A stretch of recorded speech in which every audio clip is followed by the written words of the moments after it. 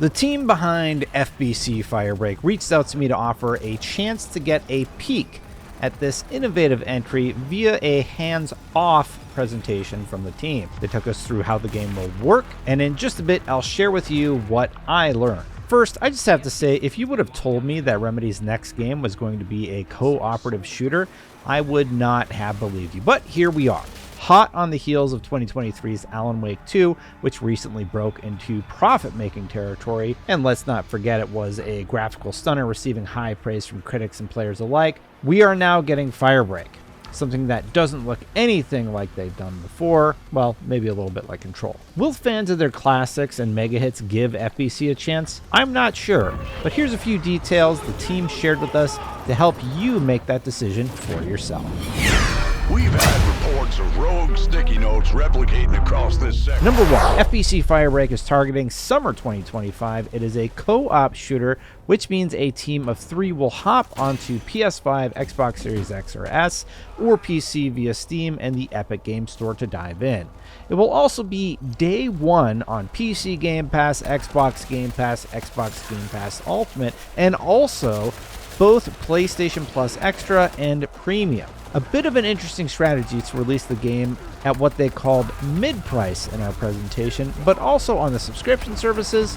I'll be interested to see what happens with it on release. Number 2, the main mechanic is to take on jobs that will send you into the oldest house location from Control to complete objectives. You can make these harder by increasing your threat level. Bigger threat, bigger rewards. Clearance level will be the number of zones you go through before you complete a job. You can tweak those to be super easy if you want a short game for some fast loot, or a super hard experience for a longer game with bigger rewards. The only job I saw teased was Paper Chase in the executive sector. Here, your objective is to destroy sticky notes? What did they ever do to you, Remedy? Sheesh. Oh, they become a big scary monster trying to kill you. Got it. Number 3, your loadout is called a Crisis Kit, and the game will have several you can choose from to get you on your way. You can change these mid-match, and you'll be rewarded for what you take into a fight. Crisis Kits can include a Splash Kit, Jump Kit, or Fix Kit. Splash Kits are water-focused for fire extinguishing, buffing your teammates, or adding nerfs to your enemies.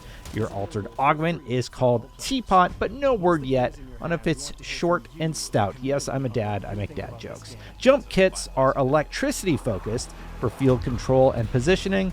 You also get a Garden Gnome Altered Augment, which I immediately remembered from the reveal trailer. It looks pretty fun.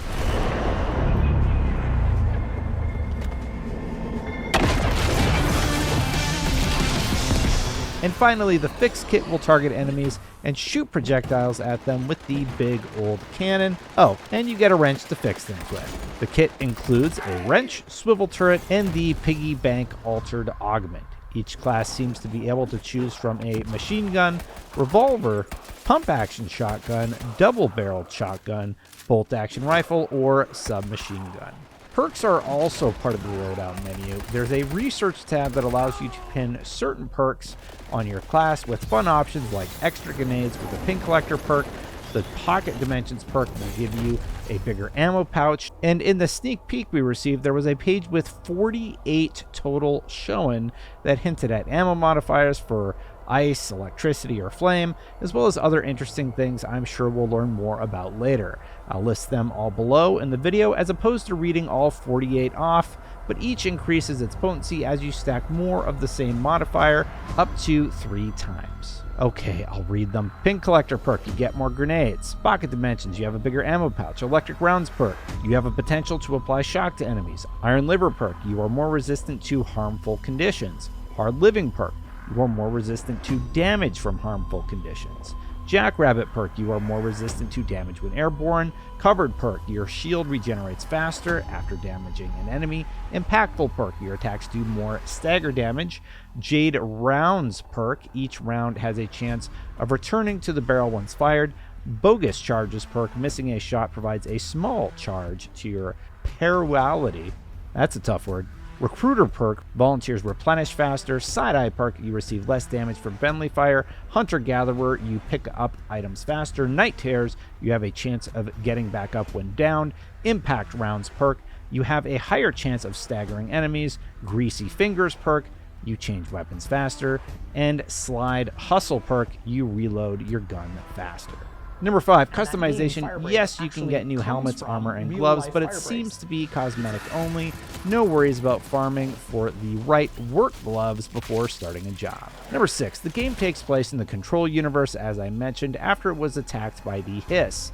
The FBC locked the place down, and you get to clean it up. You are a part of Firebreak, a volunteer crew of first responders who get sent into dangerous crisis to take care of business. But don't think trained professionals, think anything from rangers to managers and secretaries who were handed spare gear to get the job done. Yeah, you are 1000% expendable, so good luck with that. Number 7, don't expect a lot of story or cutscenes. It's more like a Fortnite game where you would just jump in and play around together and go. You don't need to buy anything special according to Remedy. They also wanted to reward you for simply doing whatever in the game, but also give you bonus rewards from each session should you work together. And they want you to do it a lot. There were these 4 pillars they teased as only in Control, aka it has to make sense in the Control world. Pick up and play, meaning easy to play. Better together, meaning it's fun with friends. And fun on repeat, which means they want you to play it more. Number 8, there is a post-launch plan that includes cosmetic rewards. All playable content will be free in the post-launch plan, but they will cover off more on what that will entail later. But yeah, the fact that it's free is kind of cool. They did tease that they'll talk about player progression, corrupted items, and whatever resonance is at a later date. Number 9, finally, Remedy isn't just making one game. They revealed during our presentation that FBC Firebreak is one of 4 games on their list, so if nothing I revealed today struck your fancy, know they are making Control 2, a Max Payne 1 and 2 remake, and also developing an unannounced project. So if FBC wasn't your cup of tea, I so want to make the tea joke again. Anyway, know that they still have plenty in the works that could still win you over. Overall, I'm not sure how FBC Firebreak will do, but I do think they're trying some interesting things, so I'll totally be willing to give it a shot. Let me know what you think in the comments below. So FBC Firebreak drops summer of 2025, and no matter what you think, I hope you found this video informative and enjoyable. If you watched this far, thank you. Consider hitting the subscribe button or hitting that like button to help the channel grow. If you want to become a member or patron backer, you can do so at patreon.com/SaveStatePlus or by clicking the join button on YouTube. A huge thank you to my top backers, Christopher Eddy, Inner Machine, Philaroni, SpinGetter889, and Aries EMS. Will I have you? If you're wanting more previews, check out my early thoughts on Monster Hunter Wilds, and I'll see you next time. Time to clean house.